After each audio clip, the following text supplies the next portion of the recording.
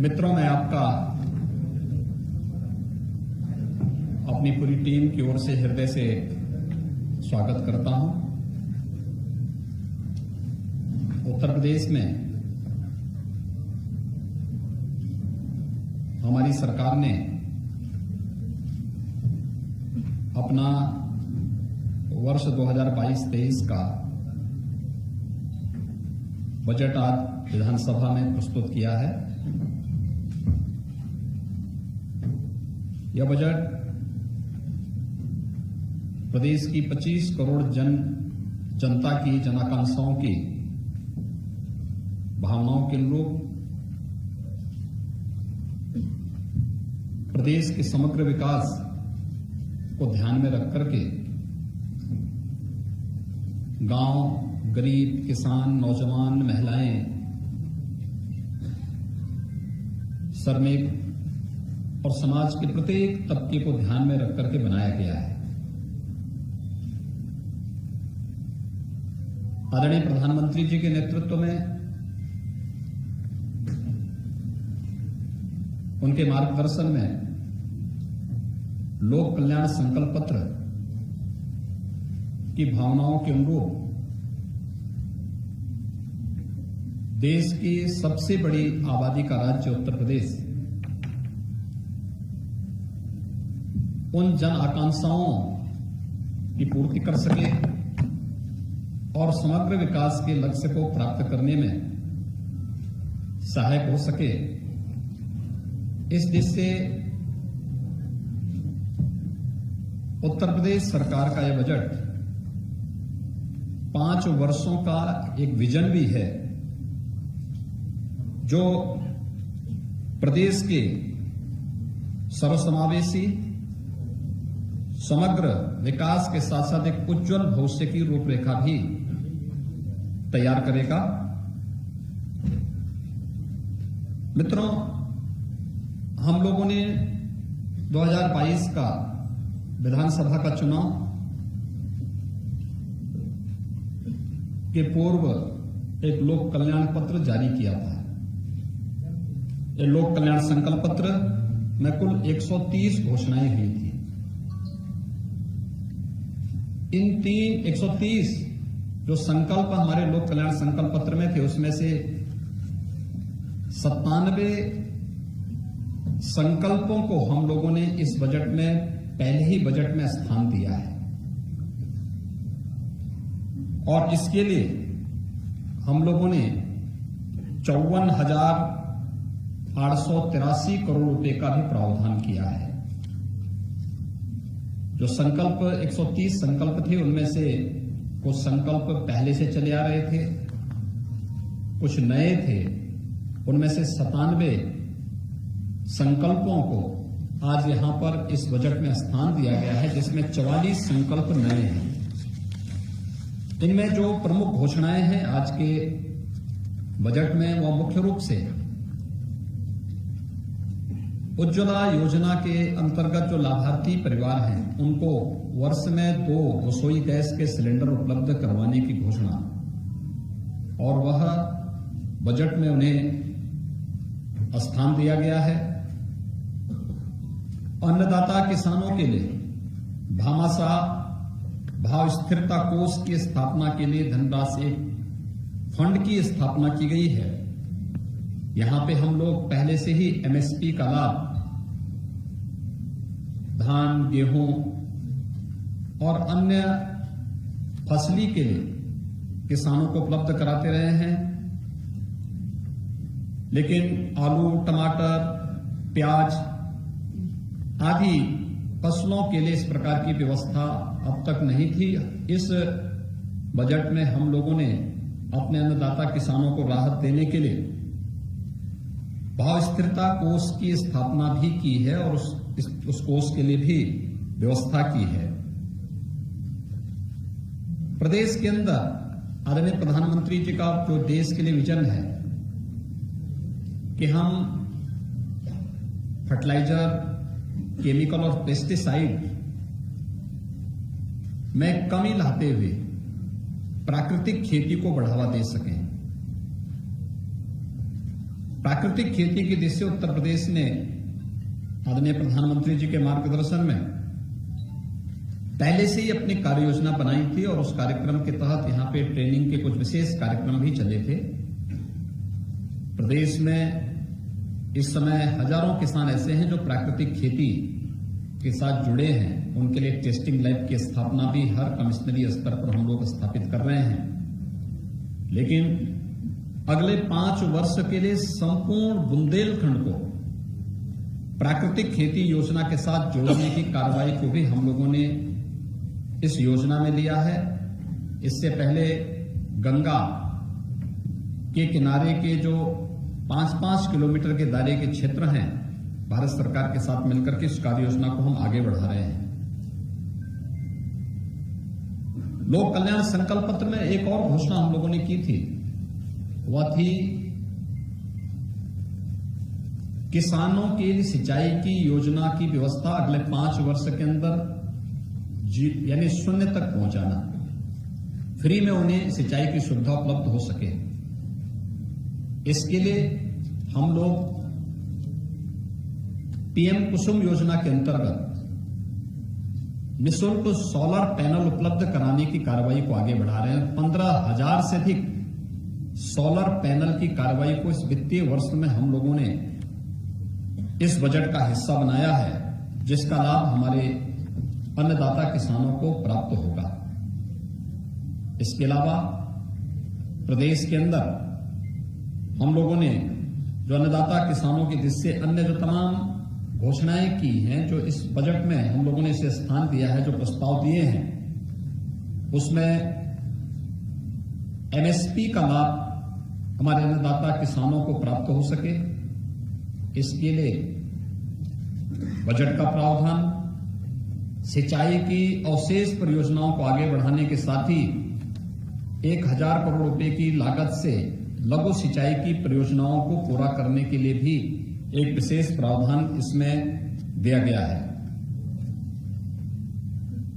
Nishad Raj board subsidy योजना के अंतर्गत नाविकों के लिए नाव खरीद के लिए 40% तक सब्सिडी उपलब्ध करवाने की भी योजना हम लोगों ने इसके साथ ली है।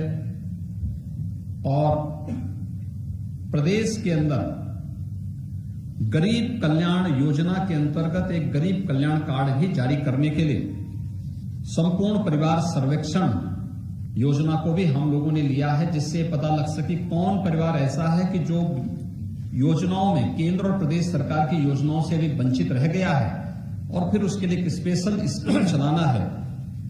दूसरा, प्रदेश के अंदर रोजगार के सृजन और स्वरोजगार के सृजन के लिए हर परिवार का एक व्यक्ति सरकारी नौकरी, रोजगार या स्वतः रोजगार के साथ जुड़े, इसके सर्वेक्षण के कार्यक्रम को भी हम लोगों ने इस बजट में स्थान दिया है। एमबीबीएस और पीजी की सीटें पिछले 5 वर्षों के अंदर प्रदेश के अंदर दुगनी हुई हैं। इसको दोगुनी करने के लिए, इसको उससे भी ज्यादा करने के लिए हम लोगों ने बजट में प्रावधान किया है।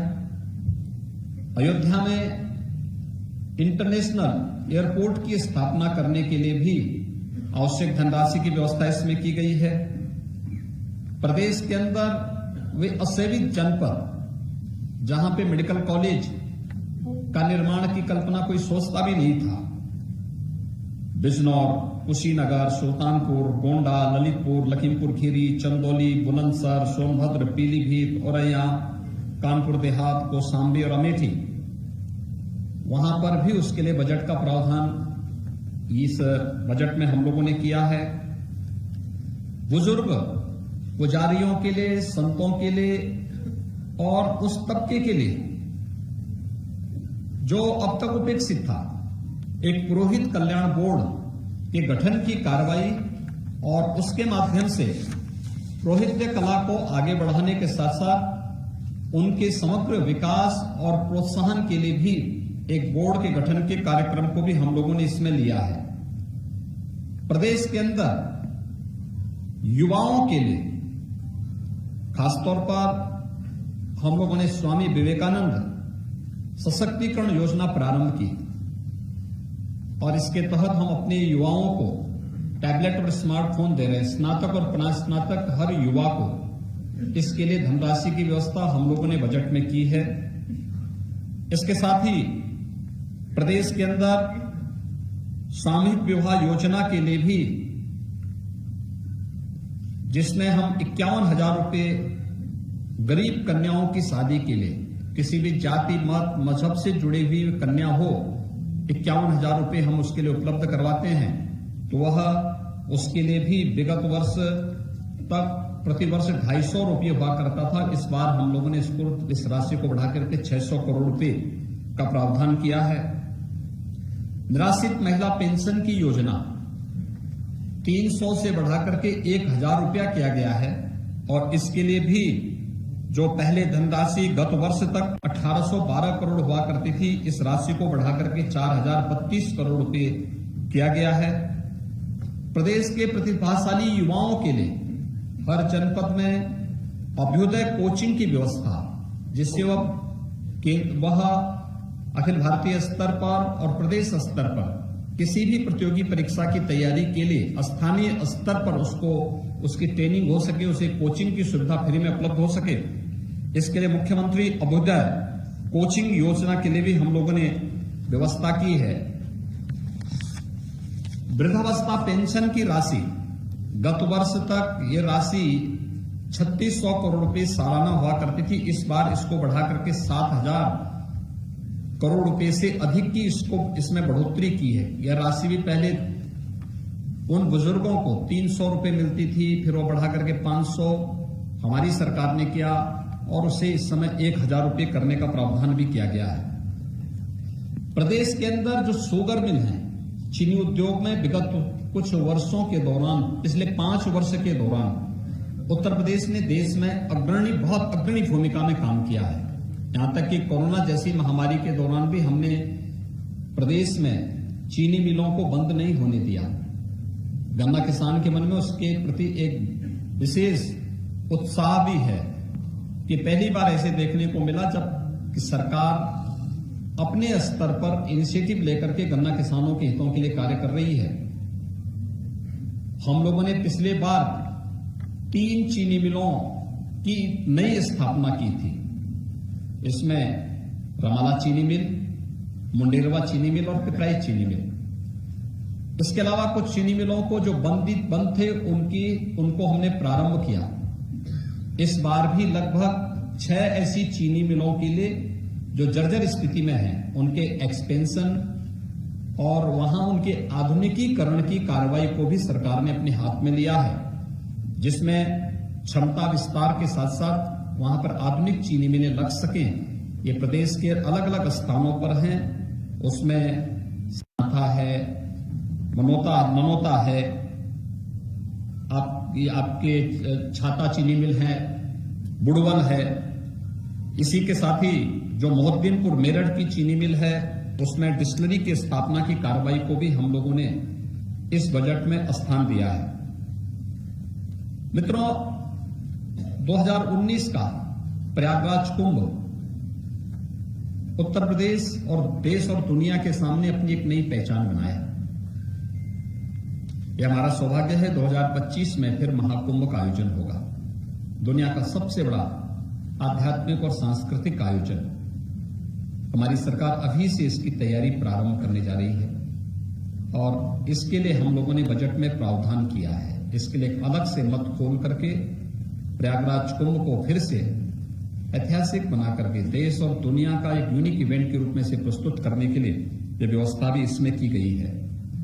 लोक परंपरा और लोक संस्कृति किसी भी सांस्कृतिक विरासत की आधार होती है। लोक गाथा, लोक परंपरा इस संस्कृति की आत्मा होती है। प्रदेश इस दिश से बहुत समृद्ध है। यहाँ पे पूर्वी उत्तर प्रदेश में भोजपुरी बोली जाती है, अवध और इसके आसपास के क्षेत्र में अवधी बोली जाती है। ब्रज हमारा जो क्षेत्र है इसमें ब्रज भाषा बोली जाती है। बुंदेलखंड क्षेत्र में बुंदेलखंडी बोली जाती है।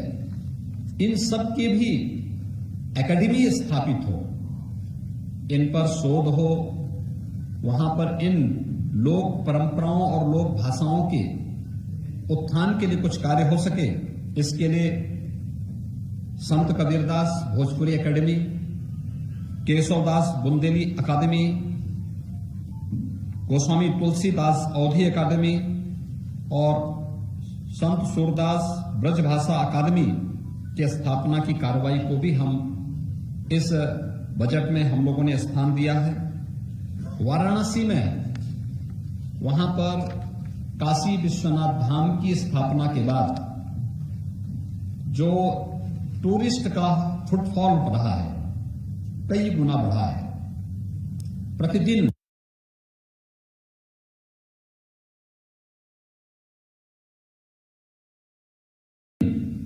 1 लाख श्रद्धालु बाबा विश्वनाथ मंदिर में दर्शनार्थ आ रहा है। काशी और उसके आसपास के क्षेत्र में प्रधानमंत्री जी के विजन के अनुरूप समग्र विकास को देख करके अभिभूत होता है। वाराणसी में श्रद्धालुओं और यात्रियों के लिए, स्थानीय नागरिकों की सुविधा के लिए रोपवे के निर्माण के साथ ही मेट्रो के निर्माण की कार्रवाई का भी प्रावधान गोरखपुर, वाराणसी, झांसी, मेरठ, इस सिटी में भी हम लोगों ने मेट्रो परियोजना के लिए भी, प्रयागराज, यहां पर मेट्रो परियोजना के लिए भी धनराशि की व्यवस्था हम लोगों ने की है। पूर्व मुख्यमंत्री सदैव कल्याण सिंह जी की स्मृति में राज्य सरकार एक नई योजना को लेकर आ रही है, जिसमें बाबूजी कल्याण सिंह ग्राम उन्नत योजना, जिसमें प्रदेश की सभी ग्राम पंचायतों के लिए सड़कों पर स्ट्रीट लाइट के रूप में सोलर स्ट्रीट लाइट के लिए हम कार्य कर सकें, इसके लिए फंड की व्यवस्था हम लोगों ने इस बजट में किया है।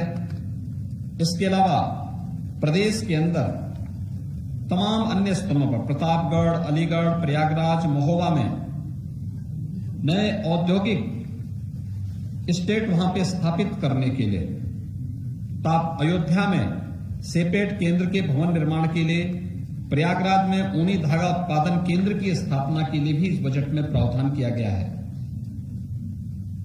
महर्षि वाल्मीकि के सांस्कृतिक केंद्र के रूप में लालापुर चित्रकूट को, निषादराज गोय सांस्कृतिक केंद्र श्रृंगवेरपुर को, संत रविदास संग्रहालय और सांस्कृतिक केंद्र वाराणसी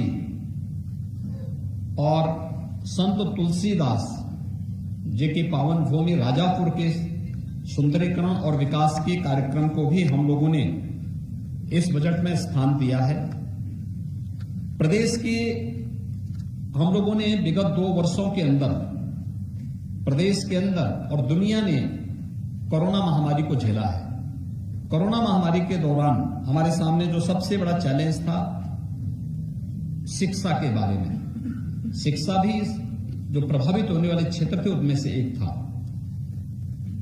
इसके लिए महाविद्यालय स्तर पर, माध्यमिक स्तर पर और बेसिक शिक्षा स्तर पर हम शिक्षा के आधुनिकीकरण की तरफ भी जा सकें, टेक्नोलॉजी का उपयोग कर सकें। महाविद्यालयों में स्मार्ट क्लासेस के लिए भी धनराशि की व्यवस्था इस बजट में हम लोगों ने यहां पर विशेष रूप से किया है। असेवित मंडलों में राज्य विश्वविद्यालयों की स्थापना का प्रावधान बजट में किया गया है। युवा कल्याण विभाग के द्वारा ग्रामीण क्षेत्रों में स्टेडियम के निर्माण और मिनी स्टेडियम के निर्माण की कार्रवाई, उनके रक्षण, अनुरक्षण और उनके उपकरण आदि की व्यवस्था भी बजट में किया गया है। 1000 करोड़ रुपए की जो सिंचाई, लघु सिंचाई परियोजना की धनराशि की व्यवस्था, बेटी और बेटे के बीच में कोई भेदभाव न हो। हम लोगों ने अपने पहले कार्यकाल में मुख्यमंत्री कन्या सुमंगला योजना चलाई थी। मुझे प्रसन्नता है कि 12,68,000 से अधिक बेटियां इस योजना से लाभान्वित हो रही हैं। उनकी इस योजना को और भी अच्छे ढंग से आगे बढ़ाने के लिए और अधिक से अधिक बेटियां इसका लाभ ले सकें, इसके लिए भी मुख्यमंत्री कन्या सुमंगला योजना के लिए धनराशि का प्रावधान हम लोगों ने बजट में किया है। दिव्यांगजन कल्याण योजना के अंतर्गत दिव्यांग जनों की पेंशन की राशि, जो पहले उन्हें 300 रुपये पेंशन मिलती थी, सरकार ने पहले उसे 500 रुपये किया और फिर 1000 रुपये करते हुए जो व्यवस्था की थी उसके अंतर्गत भी 720 करोड़ रुपए का प्रावधान दिव्यांग जनों के पेंशन की राशि के लिए विशेष रूप से किया गया है। खेलकूद और अपने युवाओं को इस दिशा में प्रोत्साहित करने के लिए प्रदेश सरकार ने एक कॉर्पस फंड की स्थापना की है। एकलव्य क्रीड़ा कोष की स्थापना, इसका भी प्रस्ताव हम लोगों ने बजट में किया है और मुझे विश्वास है कि खेलो इंडिया खेलों के तहत इसको जोड़ते हुए हम प्रदेश के ग्रामीण क्षेत्र के साथ साथ शहरी क्षेत्रों में भी खेलकूद की प्रतियोगिताओं को आगे बढ़ाने के लिए लोगों में एक स्वस्थ प्रतिस्पर्धा को आगे बढ़ाने में सफल होंगे और प्रधानमंत्री जी की मंशा के अनुरूप हम लोग प्रदेश को अच्छी खेल प्रतिभाओं को देने में सफल होंगे। वन डिस्ट्रिक्ट वन प्रोडक्ट ने प्रदेश के बारे में लोगों की सोच को बदला है और प्रदेश की सोच को बदलते हुए हमने वन डिस्ट्रिक्ट वन प्रोडक्ट की योजना ने परंपरागत उद्यम को प्रोत्साहित करने, स्थानीय स्तर पर रोजगार के सृजन को बढ़ाने और लोगों को स्थानीय स्तर पर ही तमाम प्रकार से रोजगार उपलब्ध कराने में काफी बड़ी मदद की है। हमने बजट में इसका प्रावधान किया है। लगभग 263 करोड़ 75 लाख रुपए का प्रस्ताव बजट में ओडीओपी योजना के लिए किया गया है। मुख्यमंत्री युवा स्वरोजगार योजना के लिए भी प्रदेश के युवाओं को स्वयं का स्टार्टअप स्थापित करने, अपना उद्यम स्थापित करने के लिए प्रोत्साहित करने के लिए भी 125 करोड़ रुपए का प्रावधान हम लोगों ने बजट में किया है। विश्वकर्मा श्रम सम्मान योजना के लिए भी 112 करोड़ 50 लाख रुपए बजट में प्रावधान किया गया है। प्रदेश के इंफ्रास्ट्रक्चर डेवलपमेंट का भी व्यवस्थाएं बजट में की गई हैं, चाहे वह Bundelkhand expressway, defence corridor, Gorakhpur link expressway हो और जितने भी एक्सप्रेसवे हैं, इन सब पर औद्योगिक गलियारों के विकास के साथ साथ इन कार्यक्रमों को आगे बढ़ाने प्रदेश के 18 कमिश्नरी में श्रमिकों, कोविड कालखंड के दौरान अनाथ हुए बच्चों या फिर उन सभी बच्चों के लिए जो अनाथ हो चुके हैं, जिनका कोई भी लीगल अभिभावक नहीं है, उन बच्चों के लिए अटल आवासीय विद्यालय हमारे वर्तमान में निर्माणाधीन है। नए सत्र में हम उन्हें संचालित करेंगे। इसके लिए भी प्रावधान हम लोगों ने यहां पर किया है। बुंदेलखंड में general Bipin Rawat defence and industrial corridor के विकास का प्रस्ताव भी हम लोगों ने, इसके लिए भी 400 करोड़ रुपए की धनराशि का प्रस्ताव हम लोगों ने किया है। इसके साथ ही प्रदेश के अंदर जो हमारे वर्तमान में चालू परियोजनाएं हैं, जिनमें महर्षि वाल्मीकि के लालापुर क्षेत्र का विकास, वाराणसी में संत रविदास श्रृंगवेरपुर में निषाद राज गुह्य स्थलों के पर्यटन विकास के साथ ही बहराइच में महाराज सोहेलदेव के भव्य स्मारक निर्माण के लिए भी धनराशि की व्यवस्था इस बजट में की गई है। बाबा साहब डॉक्टर भीमराव अंबेडकर स्मारक और सांस्कृतिक केंद्र की स्थापना लखनऊ में चल रही है। इसको समय से पूरा करना और साथ साथ इसके कुशल संचालन के लिए भी धनराशि की व्यवस्था बजट में की गई है। जल जीवन मिशन के अंतर्गत हर घर नल योजना ग्रामीण क्षेत्र के साथ साथ शहरी क्षेत्रों में भी लागू हो सके। ग्रामीण क्षेत्र में हम लोगों ने पहले चरण में बुंदेलखंड और बिंद क्षेत्र को लिया है। जापानी इंसेफ्लाइटिस, एक्यूट इंसेफ्लाइटिस, कालाजार, आर्सेनिक और फ्लोराइड प्रभावित क्षेत्रों के अलावा डार्क जोन वाले ब्लॉक, खारा पानी वाले क्षेत्र और अब उन सभी गांवों में जहां पे शुद्ध पेयजल की आपूर्ति नहीं हो पा रही है, उन सभी को हम लोगों ने इसके साथ जोड़ा है और इसके लिए पर्याप्त धनराशि की व्यवस्था बजट में की गई है। लेकिन इसके साथ ही शहरी क्षेत्रों में भी शुद्ध पेयजल की आपूर्ति हो सके, अमृत योजना के अंतर्गत इसका प्रावधान भी बजट में किया गया है। प्रदेश के अंदर वीरांगना झलकारी बाई महिला पुलिस बटालियन गोरखपुर वीरांगना अवंतीबाई महिला पुलिस बटालियन बदायूं और वीरांगना उदा देवी महिला पुलिस बटालियन लखनऊ, इनके गठन और यहां पर इंफ्रास्ट्रक्चर डेवलपमेंट के लिए भी धनराशि की व्यवस्था बजट में की गई है। इसके अलावा सेफ सिटी मिशन के अंतर्गत प्रदेश में भी अलग से हम व्यवस्था चला सकें। भारत सरकार इसमें सहयोग करती रही है, लेकिन इसको हम लोगों ने सेफ सिटी और स्मार्ट सिटी को मिलाकर के प्रदेश के अंदर एक साथ चलाया है और उसकी सर्वत्र सराहना भी हुई है। ये सभी कार्यक्रम हम लोगों ने प्रदेश में स्थापित किए हैं। प्रदेश के 8 मंडलों में अलीगढ़, आजमगढ़, बस्ती, चित्रकूट धाम, देवीपाटन, मिर्जापुर, प्रयागराज, सहारनपुर में एंटी करप्शन ऑर्गेनाइजेशन यूनिट की स्थापना के लिए भी पर्याप्त धनराशि की व्यवस्था की है और प्रयागराज में नेशनल लॉ यूनिवर्सिटी की स्थापना के लिए भी धनराशि की व्यवस्था हम लोगों ने इस बजट में की है। यानी कुल मिलाकर के यह बजट प्रदेश के समग्र विकास के विजन को लेकर के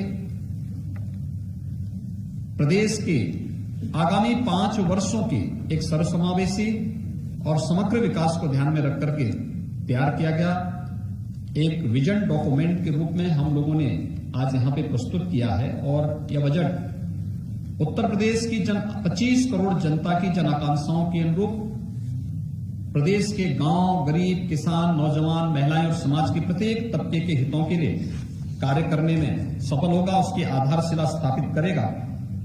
बजट अब तक का सबसे बड़ा बजट है।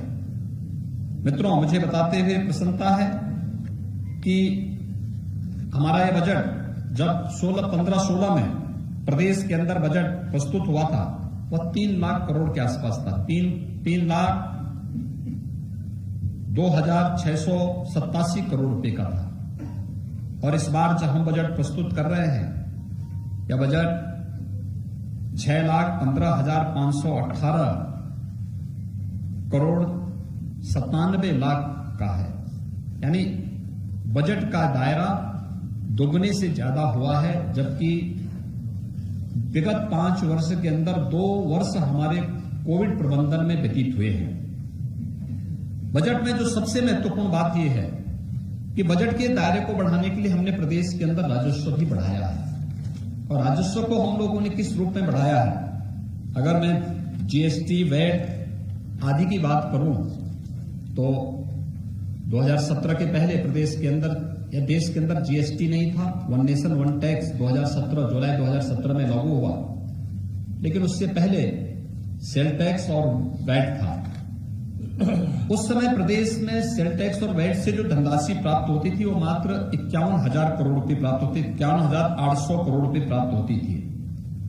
कोविड-19 के बावजूद 2 वर्ष इसमें हम लोगों के अमूल्य खर्च हुए, प्रबंधन में खर्च हुए, लोगों की इनकम पे असर पड़ा, कई महीनों तक लॉकडाउन के कारण व्यापार पर असर पड़ा, अर्थव्यवस्था पर उसका बुरा असर पड़ा, लेकिन उस सब के बावजूद हम इसके दायरे को बढ़ाने में लगभग 90,000 करोड़ रुपए तक पहुंचाने में हमें सफलता प्राप्त हुई। इतना रेवेन्यू हम लोगों ने कलेक्शन किया। एक्साइज में उत्तर प्रदेश में कुल 14,273 करोड़ रुपए प्राप्त हुए थे 16-17 में, और इस समय हम लोग 21-22 में से 36,231 करोड़ से अधिक पहुंचाने में हमें सफलता प्राप्त हुई। ऐसे स्टैंप एंड रजिस्ट्रेशन में 11,564 करोड़ रुपए से बढ़ा करके हम लोगों ने इसे 20,045 करोड़ 68 लाख रुपए तक पहुंचाने में हमें सफलता प्राप्त हुई। माइनिंग में 1,548 करोड़ रुपए से बढ़ा करके इसे 2,664 करोड़ रुपए तक पहुंचाने में प्रदेश के अंदर एक माइनिंग पॉलिसी लाने के बाद हमें इसे पहुंचाने में सफलता प्राप्त हुई। कुल मिलाकर के प्रदेश ने अपने रेवेन्यू को बढ़ाया है। रेवेन्यू को बढ़ाने के साथ साथ प्रदेश के विकास का जो आधार बना, उस आधार के साथ ही उस आधारशिला पर जो आगे की कार्रवाई प्रारंभ हुई, आज उसके परिणाम हम सबके सामने आ रहे हैं। प्रति व्यक्ति आय में वृद्धि हुई। प्रदेश की अर्थव्यवस्था विगत 5 वर्ष के अंदर दुगनी हुई है। और बजट का दायरा भी हमारा दुगने से अधिक आज 2022-23 का प्रस्तुत हुआ है। सबसे महत्वपूर्ण बात इस बजट की है वो ये कि रिजर्व बैंक और भारत सरकार ने जो एफआरबीएम की, राज्यों के लिए एफआरबीएम की जो सीमा तय की है कि आप ऋण लेने की जो सीमा आपकी होगी वह पहले 3% थी। कोविड कालखंड में उसे बढ़ा करके 4 फिर 4.5% किया। पहले 4% तक बढ़ाया था, फिर बाद में उसको 4.5% तक किया गया कि आपकी जो कुल जीएसडीपी होगी उसके इतने तक आप ऋण ले सकते हैं। उत्तर प्रदेश आज भी अपना बजट के दायरे को बढ़ाने, बेहतर कोविड प्रबंधन करने, इंफ्रास्ट्रक्चर डेवलपमेंट के कार्यक्रमों को आगे बढ़ाने, लोक कल्याण के कार्यक्रमों को आगे बढ़ाने, प्रदेश के प्रत्येक तबके के लिए, गरीबों के लिए, गांवों के लिए, महिलाओं के लिए, किसानों के लिए, मजदूरों के लिए, व्यापारियों के लिए, समाज के प्रत्येक तबके के लिए अपनी कल्याणकारी योजनाओं को आगे बढ़ाने और समग्र विकास के कार्यक्रमों को आगे बढ़ाने के साथ ही एफआरबीएम की जो सीमा 4.5% तक तय की गई है, हम अपने कुशल वित्तीय प्रबंधन के तहत यह हमारा इस बजट के बाद भी 3.96% ही रहेगा। हम 4% से भी कम पर आज भी है। बजट का दायरा बढ़ा, प्रदेश के अंदर इंफ्रास्ट्रक्चर डेवलपमेंट के कार्यक्रम हुए, निवेश की नई नई संभावनाओं को हम लोगों ने नई पॉलिसी के माध्यम से आगे बढ़ाने का कार्य किया। ये प्रदेश की कुशल वित्तीय प्रबंधन का एक नमूना है। आज विधानसभा में उत्तर प्रदेश का 2022-23 का बजट प्रस्तुत हुआ है। मैं इसके लिए वित्त मंत्री जी को, अपने अपर मुख्य सचिव वित्त और उनकी पूरी टीम को हृदय से धन्यवाद देता हूं।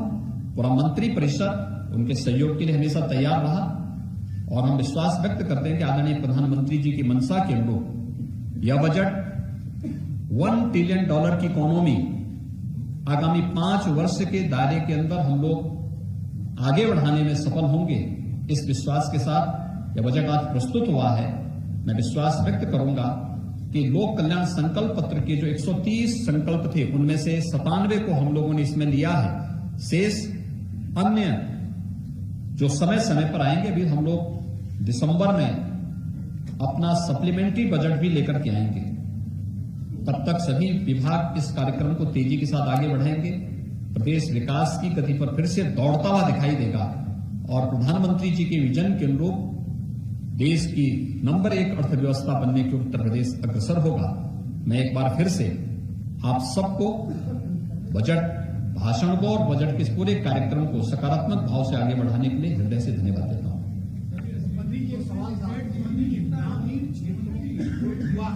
इस समय हमारी जो है 20,48,000 करोड़ रुपए से अधिक की है। कोविड के दौरान ये प्रभावित हुई थी, लेकिन फिर भी अच्छी दिशा में आगे बढ़ रही है।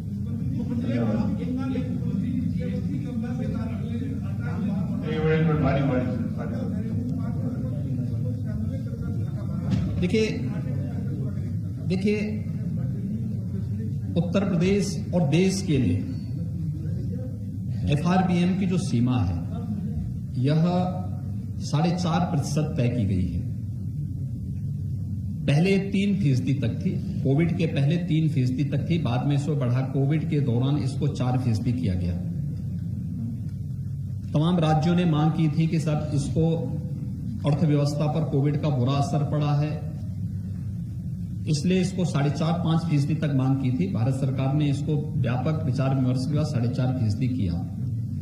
जब एफआरबीएम की सीमा 3% थी, उत्तर प्रदेश का बजट जो भी आता था वह 3% के अंदर ही आता था। हमारा राजकोषीय घाटा जो भी होता था वह एफआरबीएम की लिमिट के अंदर ही होता था और 2.96-97 के आसपास हमारा होता था। हम लोग उसके अंदर ही इसको करते थे। कोविड के दौरान अर्थव्यवस्था पर जो विपरीत असर पड़ा था वह यूपी भी उसमें था, क्योंकि यूपी तो सर्वाधिक बड़े राज्यों में, सबसे बड़े राज्यों में है। यूपी की जितनी आबादी है उतनी आबादी देश के किसी भी राज्य की, जो सबसे बड़ा राज्य है आबादी की दृष्टि से, उसकी यूपी से आधी आबादी है। तो स्वाभाविक रूप से यूपी ने अपने यानी प्रदेश आदरणीय प्रधानमंत्री जी के मार्गदर्शन में कुशल वित्तीय प्रबंधन का उदाहरण भी प्रस्तुत किया और इसलिए 4% जो पहले कोविड के प्रथम चरण में 4% का FRBM की लिमिट तय की गई थी, वर्तमान में यद्यपि 4.5% है, तब भी हम लोग 4% से नीचे हैं और 3.96% का हमारा राजकोषीय घाटा आने का अनुमान है। और प्रदेश के अंदर जो डेवलपमेंट की एक्टिविटीज जब बढ़ेंगी, मैं विश्वास के साथ कह सकता हूं कि हम इस राजकोषीय घाटे को और कम करने में सफलता में प्राप्त होंगे। मुख्यमंत्री जी, आपने संवाद से समाधान ये टीम स्थापित की, जिसका प्रभाव देखने को मिला। जो आपने जो लाउड स्पीकर वगैरह के कार्यक्रम चले थे, समाधान से आपने इसका समाज से किया। एक जन समस्या, जिले की जन समस्याएं जो होती है, वो भी एक मुद्दा बहुत गंभीर होता है।